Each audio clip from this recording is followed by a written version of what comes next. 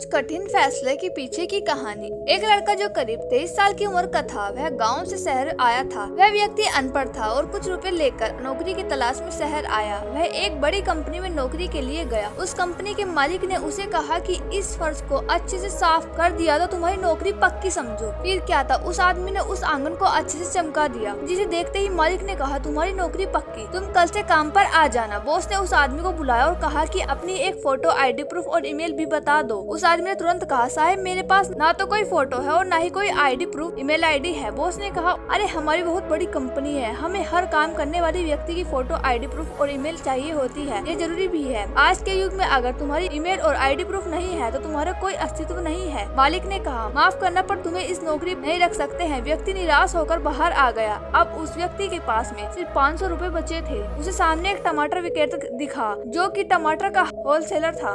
उसने सोचा कि मैं यह टमाटर बेचकर कुछ पैसे कमा लेता हूँ। उसने रुपए 500 के टमाटर लिए और उनको बेचने के लिए निकल गया। करीब 2 घंटे में उसके सारे टमाटर बिक चुके थे। उसने फिर से 500 रुपए के टमाटर लिए और फिर उन्हें बेच दिया। दिन में उसने 3 बार 500 रुपए के टमाटर खरीदे और फिर उनको बेच दिया। उसने बाद में हिसाब किया तो उसके पास रुपए 200 ज्यादा थे। उस व्यक्ति ने सोचा कि अगर मैं इसी तरह सब्जी बेचता रहूं तो मैं काफी मुनाफा कमा लूंगा। उसने 6 महीने तक यही काम किया। काफी रुपए इकट्ठे हो गए। फिर उसने सब्जी की एक रेडी खरीद ली। उसका काम बहुत अच्छा चलने लगा तो जल्द उसने ट्रक से सब्जी बेचना शुरू कर दिया। देखते ही देखते उसने सब्जी बेचने का होलसेल का काम शुरू कर दिया। अब हर दिन वह 10 से 15 सब्जी की ट्रक की डिलीवरी करने लगा। इसके लिए उसने कुछ व्यक्तियों को काम पर रखा था। कुछ सालों बाद उस आदमी का फूड रिटेलिंग में बड़ा नाम हो गया। एक दिन उसने सोचा क्यों न मैं अपना इंश्योरेंस करवा लेता हूँ। इंश्योरेंस करवाने के लिए उसने ब्रोकर को घर पर बुलाया। जब ब्रोकर उस व्यक्ति का इंश्योरेंस बना रहा था तो उसने व्यक्ति से पूछा, उसकी ID प्रूफ और ईमेल ID मांगी। तब उसने कहा कि मेरा ID प्रूफ तो है पर मेरे पास ईमेल ID नहीं है। ब्रोकर ने बड़ी हैरानी से पूछा कि आपका इतना बड़ा बिजनेस है लेकिन आपको कोई ईमेल ID नहीं है, तो ऐसे कैसे हो सकता है? आजकल हर व्यक्ति के पास ईमेल ID होती है। यह सुनकर उस व्यक्ति को पुरानी बात याद आ गई। वो व्यक्ति बोला, अगर मेरे पास मेरा ईमेल ID होता तो मैं आज एक चपरासी की नौकरी कर रहा होता। यह बात उस इंश्योरेंस एजेंट को समझ नहीं आई, लेकिन शायद आपको अच्छे समझ आ गई होगी। अगर आपके साथ कुछ अच्छा नहीं हो रहा है तो निराश मत होइए। इस जिंदगी में आगे चलकर कई नए रास्ते खुलेंगे, कई मौके मिलेंगे, इसलिए हमेशा कोशिश करते रहिए। मात्र